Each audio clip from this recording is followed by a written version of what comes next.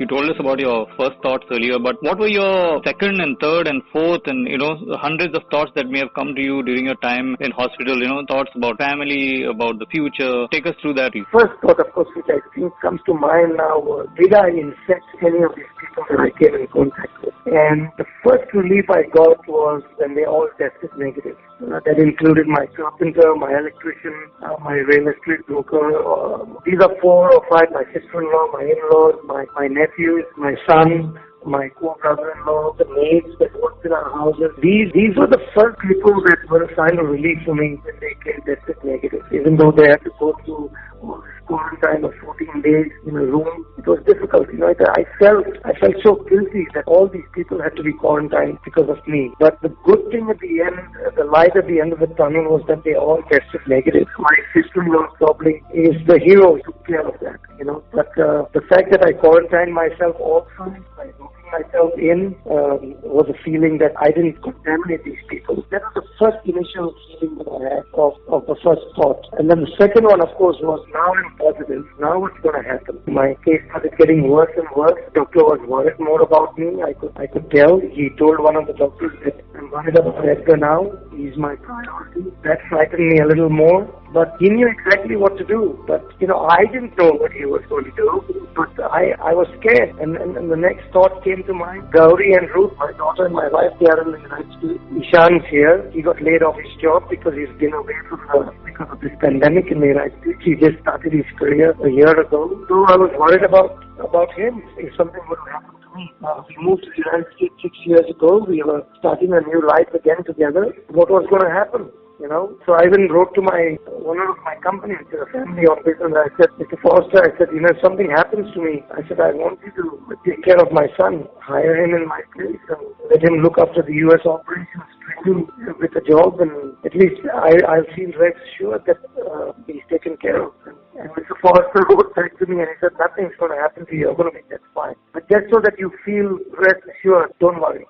We'll take care of your son. We'll take care of your family. I have it in writing in the form of an email. And I know they would take care of them. Take care of them and take care of my son and my family. I have a company that I work for that's just amazing. We are a family-owned business, but they treat us like family.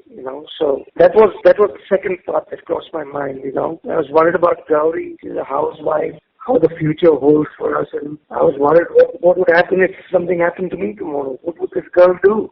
But I'll tell you, Gauri is surrounded with such amazing friends and family that I knew that they would be able to take care of everything. And I had put my affairs in order almost 3-4 years ago, and I told my son, everything is here. All the passwords are here. All the accounts are here. All the investments I have are here. If something happens to me, because I travel a lot. In 3 years, I've traveled more than 35 countries. I told him, in case something happens, if I were to die in a plane crash or something, this is where everything is. This is what you need to do. And I've laid everything down systematically, what needs to be done in the event of my death, So it bothered me that, yes, even though I have things in place, it bothered me to be worried about my family, what they would do next, how they would function. But I had a plan in place with my affairs in order, just in case. So Ishan was the guy who was supposed to take over and handle all this for me, because I know Gauri was not going to be able to do this on her own. She would be devastated, So wonderful. That's fantastic, being so realistic. They say it's easier said than done, but in our case, it's easier asked than done. Once you began your time in the hospital, how did you cope up with the time factor? Just to divert your mind from all these thoughts. I couldn't. It was really difficult. I can't tell you how those 18 days went by. It was a nightmare. I couldn't look at the news. I couldn't concentrate on anything. I just talked to Gauri most of the time, Gayatri, my sister-in-law. I talked to the kids. That's the best I could do. I just couldn't talk to anybody else. I couldn't concentrate on reading anything. Somebody told me watch Netflix, even though I had it on my phone. I just couldn't concentrate on anything for more than 5-10 minutes because I was just so stressed out. I was anxious. I was really hypertense. Dr. Gomes kept giving me medication to unstress me. That somehow made some difference because I would be up all through the night without sleeping. It was really, really tough. I can't tell you how those 15, 18 days went by. I myself don't know. Yeah. It's just terrible. It was terrible. I had all these needles inside of me. My hands were all swollen with so many locations where I had been pricked and poked, and I think I took maybe 30 vials of these dextrose concoctions, which because I couldn't eat, I had no appetite. I had this 3-4 of these things being administered to me every day. I had to travel to the washroom, to the bathroom every time with this thing in my hand, with these needles in my veins. I can't begin to imagine what it felt like. I just don't want anybody to go through this.